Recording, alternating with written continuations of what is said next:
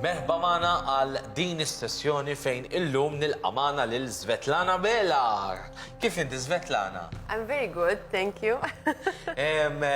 First of all, thank you for joining us, and you will be obviously demonstrating some yoga, a yoga session basically. But before, first of all, I need to ask you, what is yoga exactly? Why do we practice it? Why do we have to practice it? Well, yoga is a very ancient practice where we're looking at 5,000 years ago or more. So yoga has been practiced for many, many years, and only recently it became very popular in the Western world. So it's kind of still new thing.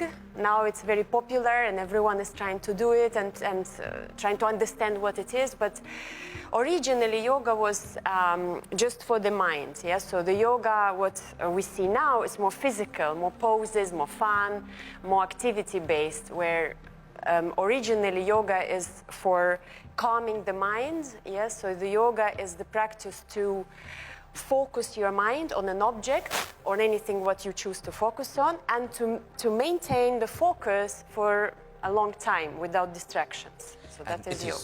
It is good also for anxiety or for any other difficulties that you might have that may cause you a little bit of stress, right? Exactly. So yoga is to distress. Exactly. To distress, not to stress. Tajba.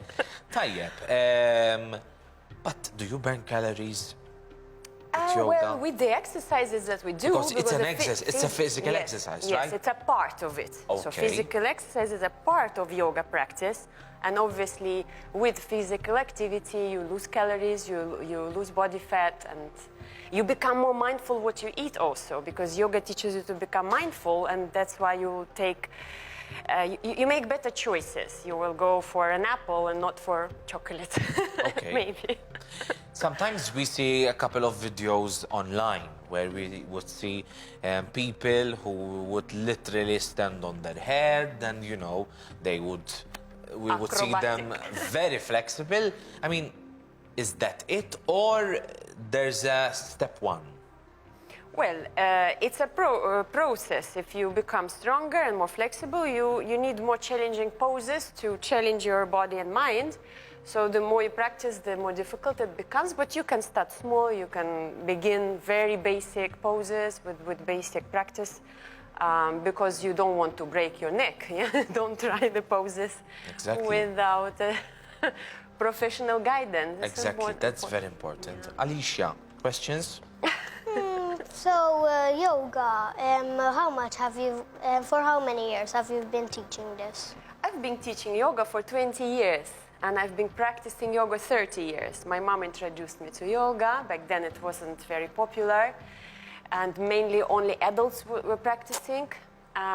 But now a lot of kids actually get involved, and good so, because they are very stressed at school with academics and stuff, so they need to... Sometimes with technology as well. Yes, it's a very fast process for them to, you know, information, and everything's changing so fast. Fast-paced life stresses them, so they need to find themselves, and with the focus and concentration of yoga practice, they find themselves, the confidence in themselves, and they finding who they are, what they want, what they like, what they don't like. Yeah, so. The best time to practice yoga is? Best time is when you have time, when you make time. Okay. Okay. Just try to find 5 minutes just to observe yourself breathing, take few poses to stretch your back, because we have a very sedentary lifestyle nowadays. True. For a long period of time we sit, so to stretch the back would be a bad idea. Yeah. Okay, so you told me that we're going to do also a couple of yoga movement. We are ready. Okay. Are you ready? I would suggest we do static poses. Yeah, the easiest way is we find the space? Yes, we find the space. And the first position that I would ask you to do, we call it Warrior 3, but for yoga for kids we call it airplane.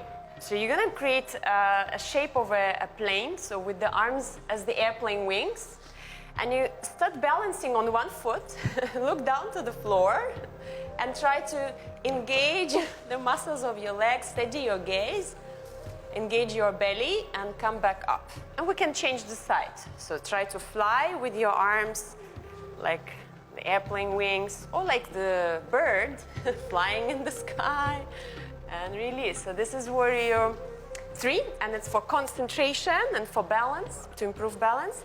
Warrior 1, it's another position. You can step 1 foot forward. I always start with the right, left leg back, and you take your arms forward. So this is to strengthen your legs, yes, very good. And spread your fingers wide and open your chest, inhale. And with the exhalation, bring the hands together and change the foot. So you step back and open, inhale deeply through the nose. Exhale, bend your left knee a little bit more. Inhale, expand your chest, and exhale, come forward. Warrior 2, so you step your feet wide apart. Doesn't matter which leg is at the front. And you bend one leg and extend the other. And you open your chest. Inhale deeply. Exhale slowly. Inhale deeply. And exhale slowly. Hands at the hips. Bring your feet slowly together. Shake your legs out. And change the side. So we go on the other side. So we train both legs, okay? It's good that we are not an octopus. We only have 2 legs to train. Inhale deeply. Exhale and release. Shake your legs out. Now we try to do another balancing pose, tree pose. Okay, so you get one leg up. Or sometimes they call it flamingo. But the tree pose, Vrikshasana, there is the Sanskrit language that yoga poses are named after. The tree pose requires a lot of stability, so focus, and extending, releasing down. Last time, so you go on the other leg, right? So you change and breathe, focus on your breath, and relax. Very good there. I loved it. I miss yoga. And obviously, I will start again because I love yoga very much. So thank you so much. Thank you very, very much for this informative section. And whenever you want, you can come over and show us even more. Thank you for invitation. Thank you so much. ħanaddu issa għas-sezzjoni li jmiss fil-programm.